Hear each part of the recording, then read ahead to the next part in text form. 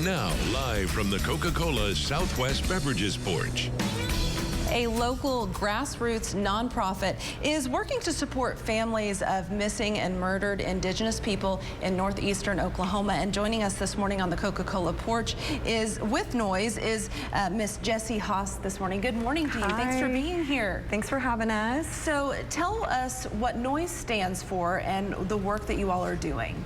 Okay, so Noise is a grassroots organization that focuses on missing and murdered people in Northeast Oklahoma.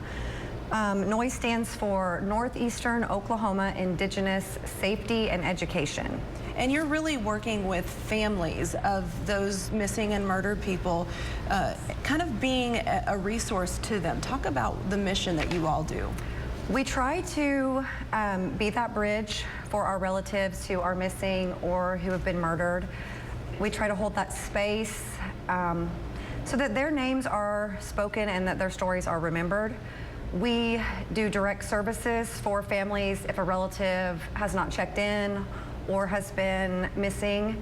We do direct services for relatives who have been murdered and their families are dealing with the court system, law enforcement, and just going through the motions of trying to get justice for their relative. So our main focus is missing and murdered, but we do cover a lot of other areas that kind of fall into that category. There's obviously a need for an organization like this. Was there anything specific, though, that made you all say, this is it, we have to take this on, we have to make a difference? Yes, each of us had we're all an intertribal organization, so each of us was kind of doing this work in our own tribes, and each of us had a case or a relative or someone that we knew that was dealing with this crisis. And it just kind of brought us together collectively back in 2019. I know you have 10 murder cases that you guys are working with families on. Emily Morgan is one of those, and it's close to your heart. Can you talk a little bit about that and why? Yes, so Emily Morgan and Tanika Elix, they were murdered in 2016. It was August 2016. They were together. They picked up a passenger, and then they were both shot in the head and left for dead in a vehicle. That vehicle sits in an impound yard, and that case has now gone cold. Emily's story is one that is super close to my heart. Emily was murdered when she was 23 years old.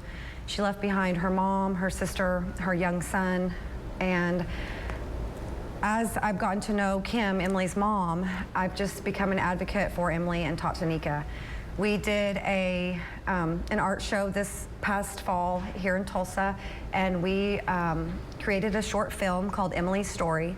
Kim, Emily's mom, sat down with us and recorded just her story, what she's been through, and shared what that loss has been like and how it's led her into the work that she's doing now with us. And I know that's just one of many cases that you all are working on. You're going to have a family conference this summer. We're going to link all of the information to Noise over on our website. And while you're there, you can submit other ideas for our Coca-Cola Porch segment at newson6.com/porch. Jessie, thank you for your time this morning. Yes, thanks for having us.